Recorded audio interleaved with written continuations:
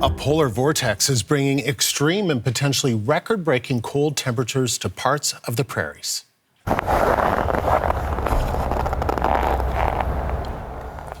By tomorrow, parts of eastern Saskatchewan and Manitoba could plunge into the -30s, but strong winds could make the next few days feel even colder and more like the -40s. This cold front is expected to last into the weekend.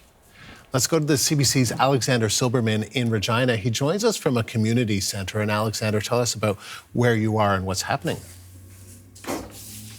Andrew, we're here at the Circle Project, an Indigenous nonprofit here in Regina that's stepping up to help vulnerable people get through this extreme cold. Like you said, those temperatures out there right now are frigid, into the -30s at the moment here in Regina.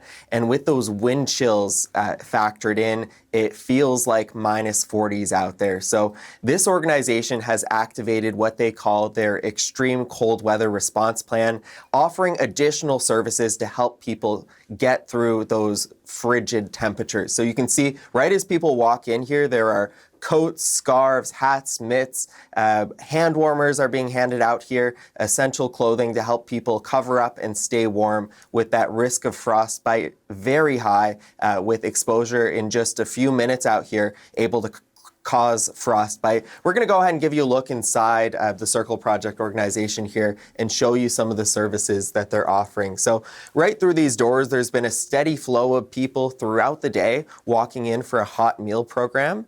Normally it's more of a cold meal that's offered here, sandwiches, and today they've been making some warm soup and offering all sorts of things to help people get inside, get a break from those extreme temperatures and winds, and warm up. Now, I've been speaking with the staff here, including the housing director, who says people started arriving early this morning looking for a warm place to go.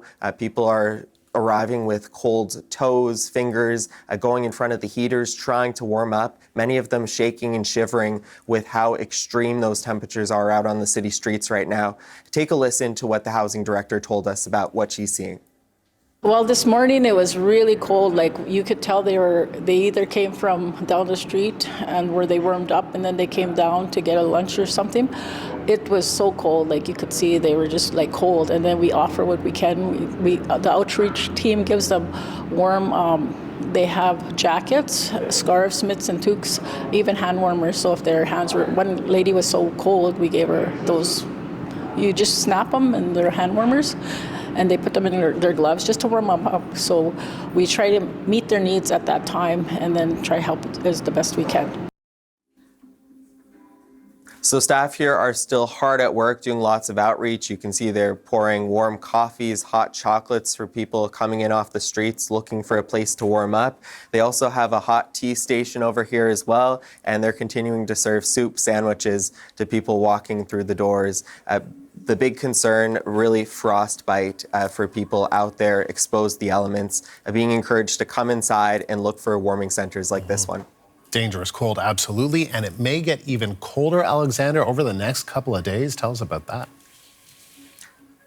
That's right, and staff and advocates are very concerned looking at the forecast because it's looking like there's no relief in sight until at least Monday. The temperatures today into the -30s, and they're going to dip even further into the weekend, getting as low as -35, -36 here in the provincial capital. Further north, wind chill values could get as low as -50. So the big concern, I'm being told from advocates at organizations like this one, is really just making sure people are able to survive, especially the most vulnerable people out there on the streets.